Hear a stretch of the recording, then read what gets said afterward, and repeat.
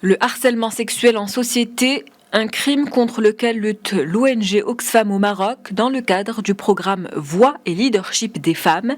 Au centre de cette initiative, le changement des lois et des mentalités. دارج في إطار برنامج صوت وقيادات نسائية بشراكة مع Cette rencontre entre dans le cadre du programme Voix et Leadership des femmes en collaboration avec l'ambassade du Canada, le Conseil national des droits de l'homme et l'ONG Oxfam ainsi qu'un groupe d'entreprises dirigé par des femmes. L'objectif est de doter les associations œuvrant pour la cause des femmes au Maroc de moyens nécessaires leur permettant de jouer leur rôle dans le changement des lois et des mentalités, et ce en collaboration avec les acteurs investis dans ce domaine. تغيير قوانين من أجل تغيير عقليات والاشتغال مع الفاعلين في الميدان.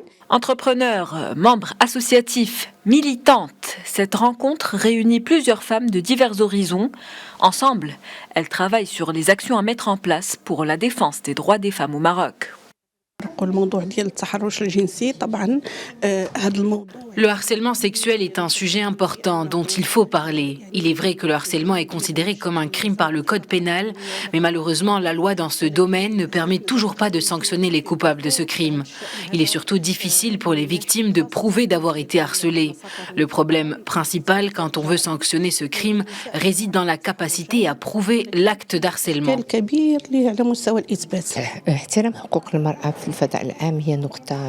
Le respect des droits des femmes en société est un point nécessaire afin que les femmes puissent travailler et circuler librement. On travaille sur cette question depuis longtemps. Depuis notre collaboration avec Oxfam, la cadence s'est accélérée.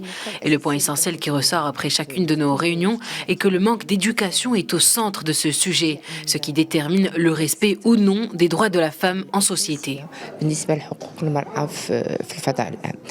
Suite à cette rencontre, plusieurs recommandations ont été émises pour lutter contre le harcèlement sexuel des femmes au Maroc. Pour sa part, la loi accompagne ce mouvement, notamment avec l'entrée en vigueur en 2018 de la loi 130.13.